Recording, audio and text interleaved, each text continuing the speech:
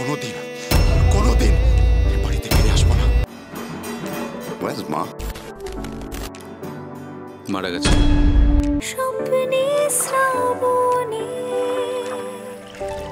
কি ঠাকুরের গলার গয়নাগুলো কোথায়? মায়ের কিভাবে ডেথ হয়েছিল, মানে সে সময় তুমি ছিলে মার পাশে? পুজোর পর আবারও একবার আমরা বলতে পারি যে শারদিয়া এসে গেছে, অনন্য শারদিয়া। আর এই মুহূর্তে টলিস্কোপের পক্ষ থেকে আমি স্নিগ্ধা চলে এসেছি অনন্য শারদিয়ার পুরো টিমকে নিয়ে। যা কীরকম, মানে এই যে পুজোর পর আবার নতুন করে আমরা বলতে পারছি যে শারদিয়া আসছে, এক্সপিরিয়েন্স কীরকম কীরকম বলবে দর্শকদের? কিছুক্ষণ চুপ হলাম। দেখো, অনন্য শারদিয়া আসছে ডেফিনেটলি। আমি খুবই আনন্দিত, গর্বিত, খুশি। I mean cloud 9 rather. Basically এটা হচ্ছে আমরা as a independent production house, independent producer, independent director, আমাদের সবার একটা ছোট্ট প্রয়াস, একটা ছোট্ট ইনিশিয়েটিভ নিয়েছি। আমরা একটা ছবি তৈরি করেছি, সেটা আমরা বার করছি। ছবিটা খুবই ভালো লাগছে, কেননা এর মধ্যে আমাদের পেছনে কোনো বড় ব্যাকআপ অথবা বড় সাপোর্ট নেই, যেটা হয় আর কি, তো ইভেন যেটা হয়ে থাকে। তো সুতরাং এটা খুবই কাছের একটা প্রজেক্ট আমাদের সবার কাছে। যেহেতু সঞ্জয় দা আমাদের থেকে বয়সে অনেকটাই বড়, আমার বাবার বয়সী দাদা। হ্যাঁ, বাবার বয়সী দাদা। তো সঞ্জয় দা যখন আমাকে বললো, সঞ্জয় দা একটা সময় দাঁত ছিল না, সঞ্জয় দা আমাকে বললো, বাবু তোকে একটা কথা বলবো। হ্যাঁ, একটা প্রজেক্ট লিখেছিলি, করবি ছবিটা? তাহলে হ্যাঁ করবো, কেন করবো না? না, এত বয়স হয়েছে ভদ্রলোককে তো না করতে পারি না, সেই জন্য প্রজেক্টটা কর। ঠিক আছে, দেখতে পাচ্ছি। দাঁতটা উঠেছে কি, যখন স্ক্রিপ্ট লিখেছে 4টে দাঁত এসছে, তারপর স্ক্রিপ্টটা যেই শেষ হয়েছে তখন আরও 2টো এসছে, যখন অ্যাকশন বলেছে তখন ফুল অ্যাকশন, মানে একটা অন্য লেভেল, এটা অন্য জায়গায় বিলং করছে। আমরা খুব মজা করে ছবিটা করেছি। আর সঞ্জয় দা ইজ মাই ডিয়ার, খুব মিষ্টি লোক। আর মানে এত কিছু পেছনে লাগলেও কিছু বলে না। শটের সময় আমি এরকমও হয়েছে যে ক্যামেরা বন্ধ করে অন্যকে দিয়ে শুটিং করিয়ে দিয়েছি। একজন লোক এসেছিল, এসে বলছে, দাদা আমি ডায়লগটা বলবো। না, আপনি বলুন। ডিরেক্টর কথা বলে, ডিরেক্টর আছে, আপনি ডাইরেক্টর বলুন, দেখি কী হচ্ছে। ক্যামেরা দিকে বন্ধ, ঠিক আছে, আমি শটটা নিয়েও নিয়েছি মোবাইলে। এই সমস্ত বদমাইশি আমরা করেছি। অভিষেক প্রচণ্ড সিরিয়াস ছেলে, কিন্তু ভিতরে ভিতরে বহুত দুষ্টু। আর রূপসার ব্যাপারে কিছু বলে লাভ নেই, কারণ ও আমার ক্রাশ।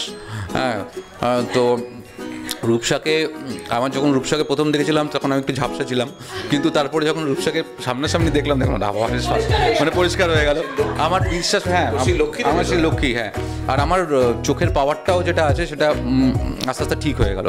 তো মানে আমাকে হাত থেকে একজন বলেছিল, তোমার জীবনে আর দিয়ে কেউ একজন আসবে।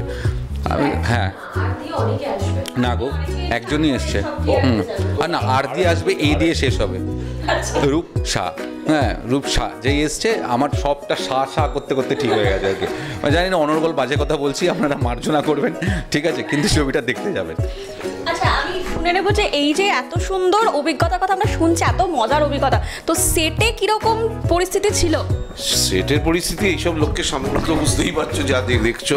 এই রূপসা ঝাপসা যাই বলে থাকুক, সেটের পরিস্থিতি একমাত্র অভিষেক ছাড়া সেটে আর কেউ সিরিয়াস ছিল না। খালি নাচানাচি করছে, খারাপ খারাপ কথা বলতে, যেমন বলে ঈশান আর কি, ঠিক আছে, এইসব চলেছে।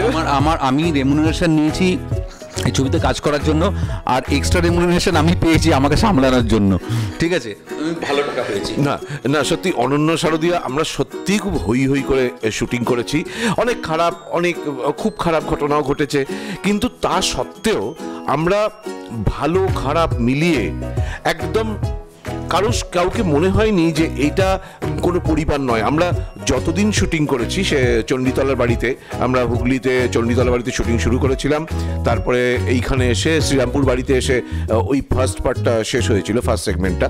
তো সেখানে একবারের জন্য আমরা মনে হয়নি যে আমরা খুব একটা সিরিয়াস জায়গায় রয়েছি, পরীক্ষা দিতে যাচ্ছি, এরকম ধরনের কথা কখনোই মনে হয়নি। আমরা জানতাম আগে থেকে আমরা পরীক্ষায় উতরেই যাব। এটার জন্য দুজনকে ধন্যবাদ দিতে হবে। একটা হচ্ছে সেভার্স এন্টারটেনমেন্ট প্রাইভেট লিমিটেড আর SGS এন্টারটেনমেন্ট। এদের যে কর্ণধার, তার মধ্যে SGS এর কর্ণধার খুব প্রখর প্রকৃতির, আর শায়রি ম্যাম ততখানি সিরিয়াস। উনি সামনে না এসেও পেছন থেকে পুরোটাই আমাদের দেখেছেন, সবটা এটা দেখা যায়, মানে আমরা সেভাবেই দেখি ওনাকে। তো যাই হোক, এই সবটা মিলিয়ে অনন্য শারদিয়া নানা রকম ঝামেলার মধ্যে দিয়ে, আনন্দের মধ্যে দিয়ে আজকে 9ই ডিসেম্বর রিলিজ হতে চলেছে। আপনারা আসবেন, এইটা বলছি প্রথম দেখলে, আমি জানি পরবর্তীকালে নিশ্চয়ই অনেক আপনাদের মুখের কথা শুনে অনেক অনেক মানুষ আসবে অনন্য শারদিয়া দেখতে। একদম মানে অনন্য শারদিয়া তো দেখতে আসতেই হবে। আর আমি শুনতে পাচ্ছি যে সেটে শুধুমাত্র একমাত্র অভিষেক ছাড়া আর বাদবাকি সবাই সাংঘাতিক মজা করেছে, এবং ও তো অবশ্যই করেছে। তো চরিত্রটা নিয়ে আমি প্রথমে তার কাছে চলে যাওয়া, বলো তোমার চরিত্রটা নিয়ে। দেখো, এটা ভুলে আমি অনেক সিরিয়াস থাকি সবসময়, এটা আমার মজার ফেস, আমি খুব আনন্দ পাচ্ছি। দেখো, আমি ভালো অভিনেতা নই, আমাকে প্রচুর কাজ করতে হয় আমার চরিত্র বার করার জন্যে। সো তার জন্যে আমি ওইটাতে একটু ধ্যান দিই, সো আর সমরেশ সিম্পল একটা লোক, জাস্ট সাধারণ মানুষ আমাদের মতনই। অনেকটা যখন আমি স্ক্রিপ্ট পড়লাম আমি ভাবলাম ওকে, সমরেশ তো আমি। So ups and down shades আছে ওর লাইফে অনেক, যখন ফিরে আসে বিদেশ থেকে আর আবার নতুন করে সব কিছু দেখছে, বাড়ি, সম্পর্ক, বন্ধু, দাদাদেরকে, সো অনেক নস্টালজিয়া চলে যায়। So large section of the film is also about his nostalgia. ও যেটা ভাবছে বন্ধুদের কী করতো, এসব এখন কি আছে, কিছু কিছু ভুলও করেছে যখন ছোট ছিল, এটা নিয়ে সরিও বলে বন্ধুদেরকে। সো পুরো রিলেশনটাকে যেভাবে তুলে ওঠে ও, সো হ্যাঁ এরকমই সমরেশ, সিম্পল গায়, ওয়াইফকে খুব ভালোবাসে। ওয়াইফকে ভালোবাসে বললো, তার আগেও একটা সম্পর্ক ছিল, তাকেও ভালোবাসতো। মানে ছেলেদের তো বোধহয় নেচারই এটা হয়। Sorry, anyway, just joking. একটা আমি কথা বলবো যে এই যে পুজোর আমেজটা আমি সেপ্টেম্বর থেকে কাটাচ্ছি, মানে আমাদের শুটিং সেপ্টেম্বরে হয়, তখন একটা দুর্গাপুজো শুটিং চলাকালীন, এবং তারপর অ্যাকচুয়াল দুর্গাপুজো, এবং এখন অনন্য শারদিনে আমরা আসছি, এর প্রমোশনস এবং এগুলো সবই। তো এখন আমার মনে হয় পুরো ডিসেম্বরটি পুজো আমেজটা চলবে, প্রচণ্ড এক্সাইটেড। আর কৃষ্ণা ক্যারেক্টার একটা সিম্পল অ্যান্ড ভেরি স্মার্ট, একটা কনফিডেন্ট একটা মেয়ে যারা বিদেশ থেকে আসছে, এবং তার হাজব্যান্ডকে প্রচণ্ড সাপোর্ট করে, সলিউশন দেয় এভরি প্রবলেমসে, এবং খুব ভালোবাসে। এইটুকুনি বলবো, আর বেশি ডিটেলসে এখন যাচ্ছি না, বাকিটা জানতে হলে মুভিটা দেখতে হবে। আর অভিষেকের সাথে কাজ করতে মানে প্রথমে তো ভেবেছিলাম প্রচণ্ড সিরিয়াস একটা মানুষ, মানে এরকমও হয়েছে যে একদিন একটা সিন চলছে, মানে ওরই আমার সিন ছিল, বাট ওর ক্লোজ যাচ্ছে, প্রচণ্ড সিরিয়াস হয়ে আছে, মনে হচ্ছে সেই পুকুর পাড়ের ওই সিনটা, সবাই শান্ত, সবাই বলছে চুপ, সঞ্জয় তো বলছে চুপ চুপ চুপ। আমি বলছি কী হয়েছে, কোনো প্রবলেম হলো, মানে হঠাৎ হয়তো রেগে আছে কেন, ওমা ও নাকি ক্যারেক্টারে রয়েছে।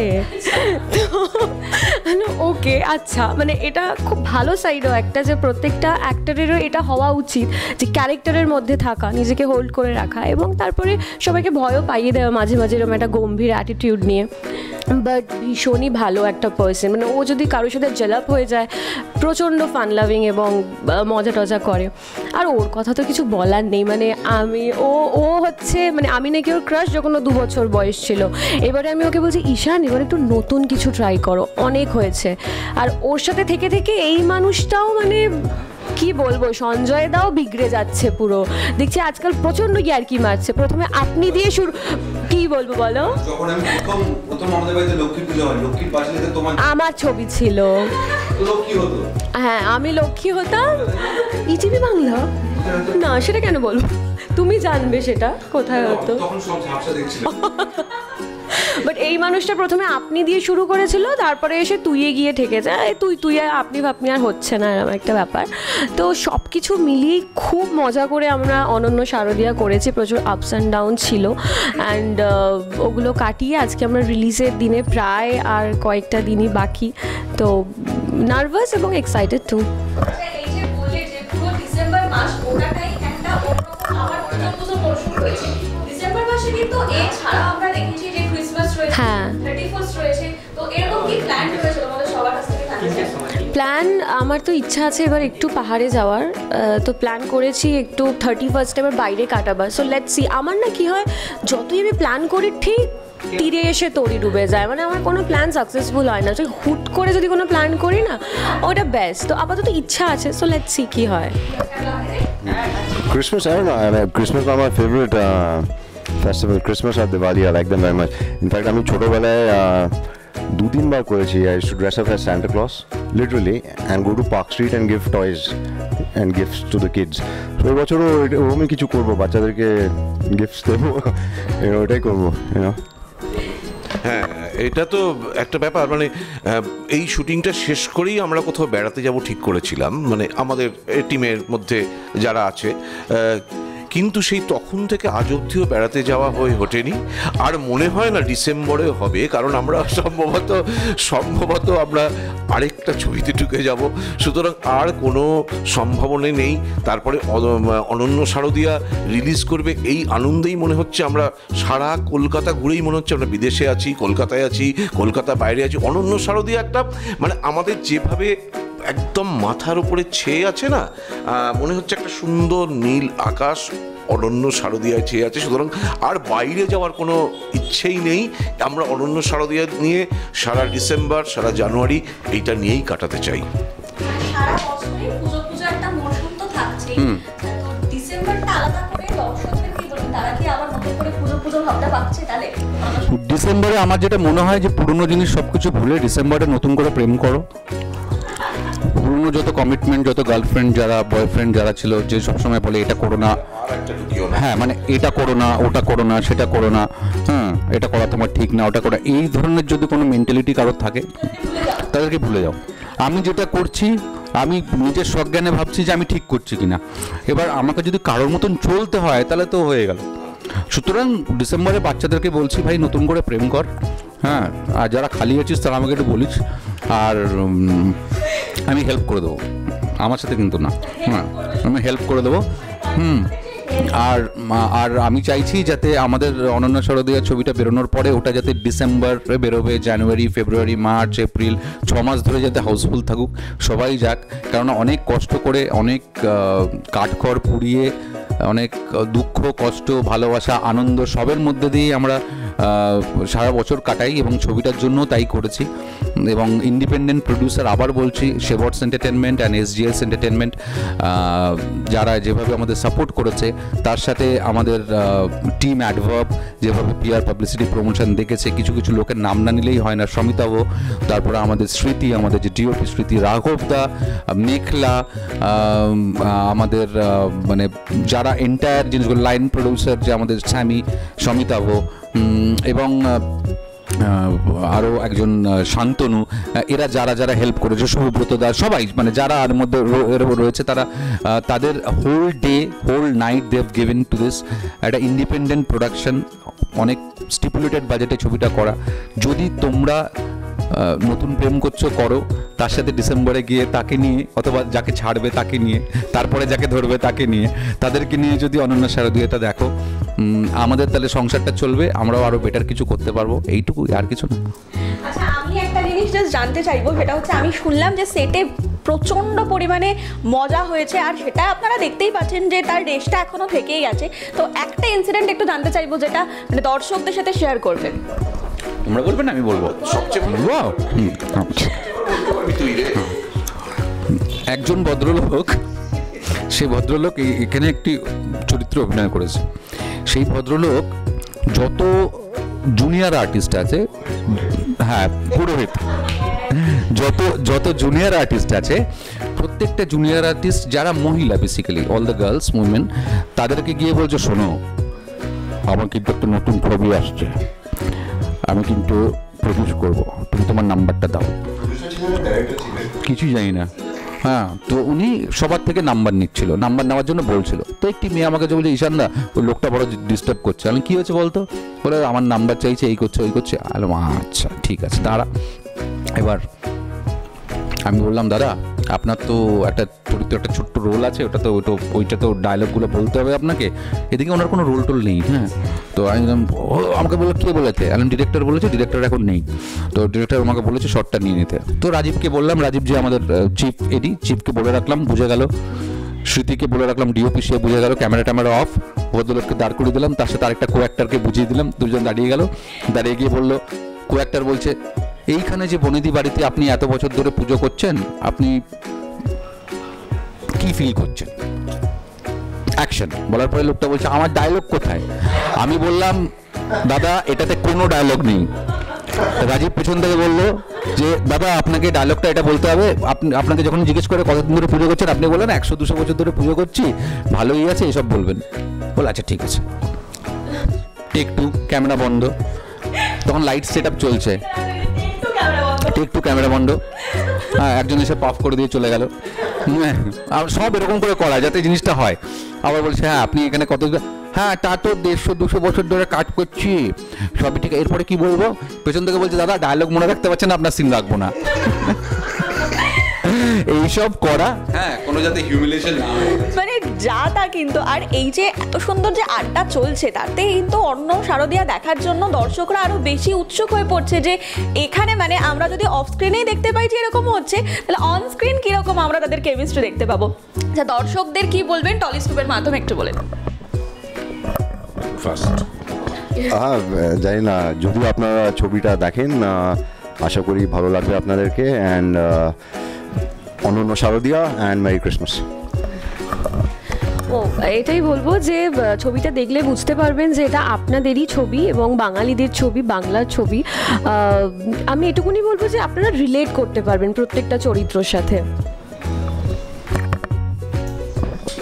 হ্যাঁ যেটা বলছিলাম সেটা হচ্ছে একদম যাবেন না সিনেমা হলে সিনেমা দেখতে, একদম যাবেন না। আমরা খাটাখাটনি করে এটা করেছি ছবিটা, প্রচুর পয়সা টয়সা খরচা করে যতটুকু পকেটে ছিল সব দিয়ে করেছি। প্লিজ যাবেন না বাংলা ছবি দেখতে, একদম যাবেন না। আপনি সাউথের ছবি দেখুন, আপনি কানাডা ছবি দেখুন, তেলেগু ছবি দেখুন, হিন্দি ছবি দেখুন, বাংলা ছবি দেখুন, মানে বাংলা বড় বড় স্টারদের ছবি দেখুন, কিন্তু আমাদের ছবি একদম দেখতে আসবেন না। কী লাভ দেখে? আপনি বলবেন এত ছবি তৈরি হচ্ছে কী লাভ? এই যে দেখুন না টলিস্কোপ একদম সাবস্ক্রিপশন করবেন না।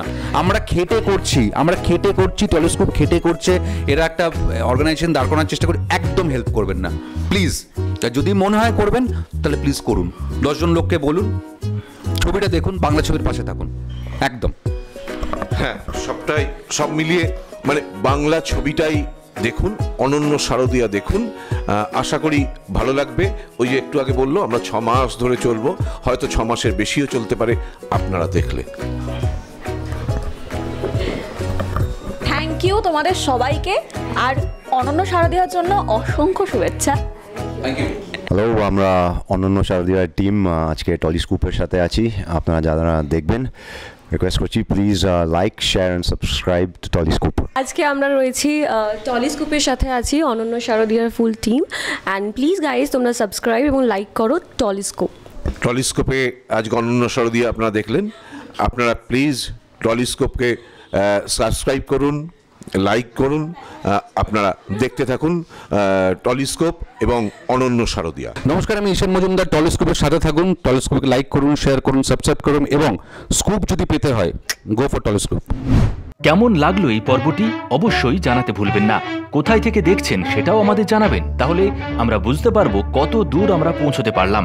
দর্শকদের কাছে আমাদের বিনীত অনুরোধ, আমাদের চ্যানেলটি সাবস্ক্রাইব করুন এবং পাশে থাকা বেল আইকনটি প্রেস করে অল নোটিফিকেশন অন করে রাখুন। আমাদের ফেসবুক এবং ইনস্টাগ্রামে ফলো করে রাখুন, যাতে আপনাদের কাছে সবার আগে আমরা পৌঁছে যেতে পারি খুব দ্রুত। পর্বটি আপনাদের ভালো লেগে থাকলে লাইক, কমেন্ট এবং শেয়ার করতে ভুলবেন না, তবেই আমাদের প্রচেষ্টা সার্থক হবে।